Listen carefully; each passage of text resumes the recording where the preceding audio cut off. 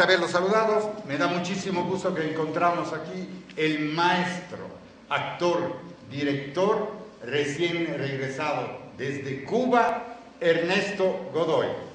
Mucho gusto de tenerte aquí con nosotros. Muchísimas gracias, Adalberto. ¿Regresas de Cuba por qué? Hoy regresaste.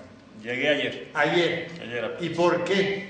Bien, me fui a Cuba por el Festival Internacional de Cine Pobre, que es un cine no que sea pobre de contenidos, no que sea pobre de ideas, sino es un cine que se hace como esto, sin dinero.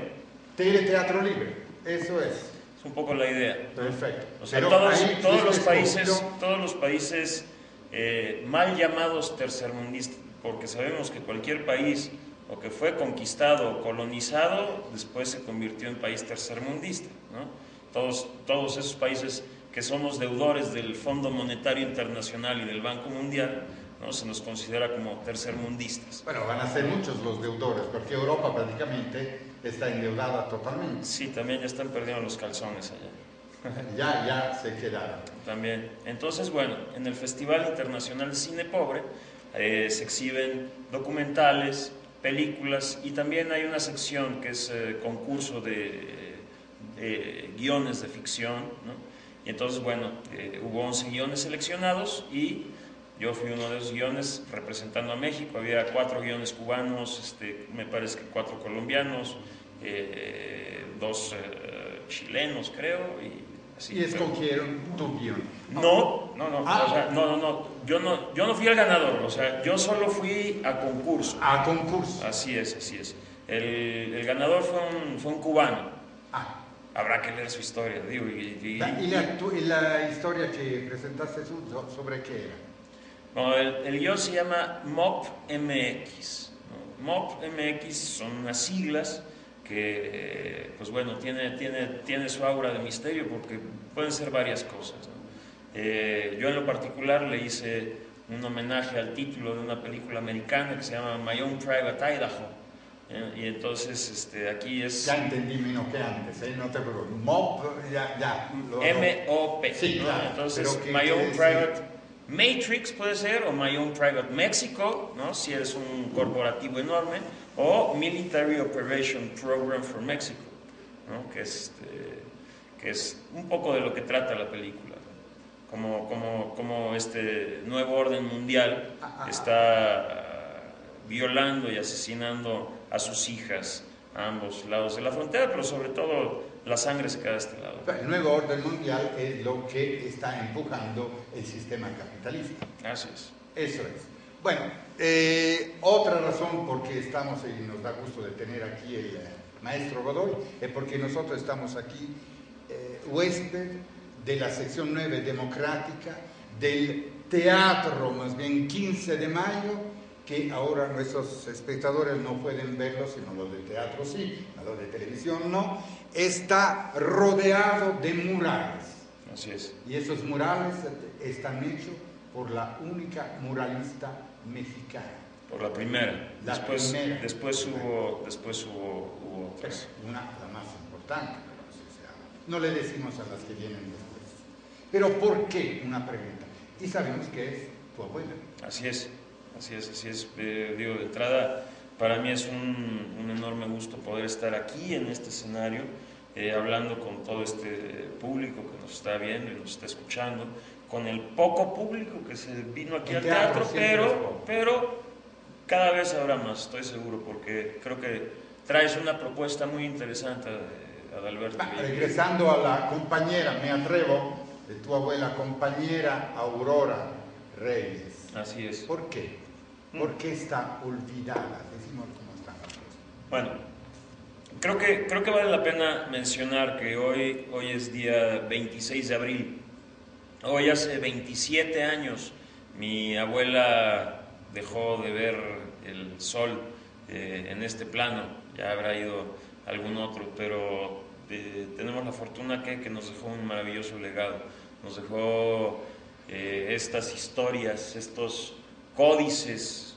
Ella fue alumna de Diego Rivera. Diego Rivera sabía muy bien que el pueblo mexicano todavía guardaba esa como capacidad de leer de leer los símbolos, leer las historias en dibujos, así como si fueran cómics, ¿no? Así es el códice de peregrinación, todos los códices, el Kingsborough, todos, ¿no? Y pues cada uno de las, o sea, aquí hay 4 murales, y cada uno de esos 4 murales están contando parte de la historia de México. Pero ¿por qué? Porque ha sido olvidada. Bueno, ¿por qué? Porque pues precisamente fue una mujer de ideales, fue una mujer que no se vendió, no traicionó sus ideales por un puesto político, no traicionó sus ideales por quedar bien socialmente, no, ella fue una mujer rebelde, ella luchó por el voto de la mujer, ¿no? Ella pugnó porque porque las trabajadoras de la educación. ¿Tú piensas, ¿no?, que estará con nosotros ahora que hacemos la pregunta, ¿valdrá la pena hablar hoy de Marx? Claro, yo creo, no solo creo que está con nosotros, estoy absolutamente convencido, porque el hecho de que esté yo aquí el día de su aniversario luctuoso, ¿no?, y que cada vez este espacio ha ido abriendo poco a poco puertas, ya una ahora gran amiga acaba de publicar un libro que se llama Aurora Reyes, Alma de Montaña. Margarita Aguilar escribió un maravilloso libro donde no solo habla de los murales, todo, ¿no?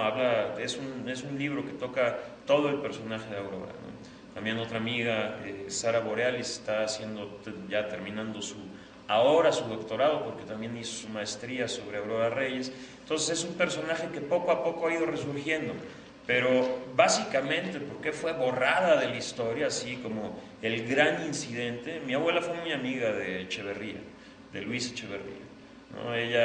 Luis Echeverría en un principio, y bueno, todavía en aquella época donde había toda una lucha social, toda una cuestión ideológica, revolucionaria, que todavía tenían una conciencia de por qué México había pasado por una revolución, todavía ellos lo sabían, ellos eran hijos de esa revolución, ¿no? O sea, sabían que lo que había pasado con las mineras, sabían lo que había pasado con el petróleo, o sea, que lo mismo que pasó durante la colonia, lo mismo que pasó durante el imperialismo, que vienen unos extranjeros y se roban, se llevan, ¿por qué? Por derecho divino, así lo creen ellos, ¿no?, los bienes que son de un pueblo, de una región, donde gente que ha vivido por generaciones y generaciones y generaciones supuestamente debiera de tener derecho, y llegan y lo explotan indiscriminadamente, diciendo que van a... La que decía las cosas como estaban. La verdad. Ella era una mujer que sabía hablar, claro,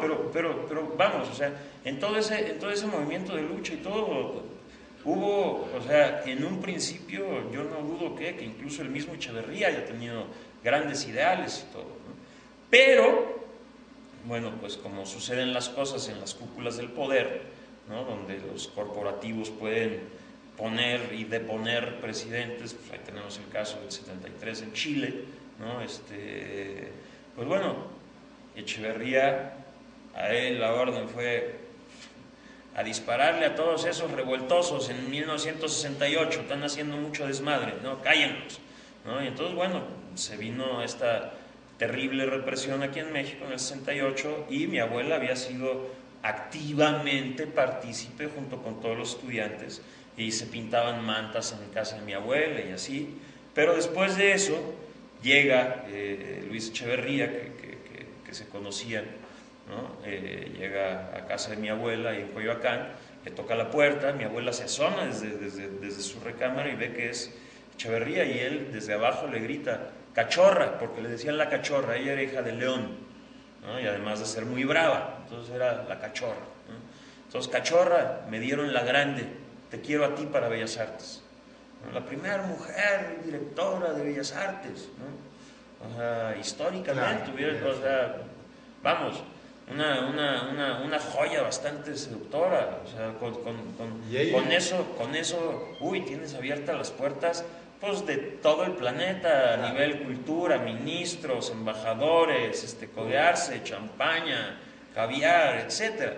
Y mi abuela, en lugar de bajar y decirle, gracias Luis, no, agarró, bajó, abrió la puerta y le dijo, yo no hago tratos con asesinos y tú vas a chingar a tu madre. Yo no suelo decir muchas groserías, pero bueno, así lo dijo ella con todas sus letras. Y le dio un portazo en la cara, y en ese entonces sí los presidentes eran figuras potentes. Y borraron. Entonces sí, obviamente a mi abuela la borraron, ¿no? Luis Echeverría pues no será eterno, tendrá fecha de caducidad.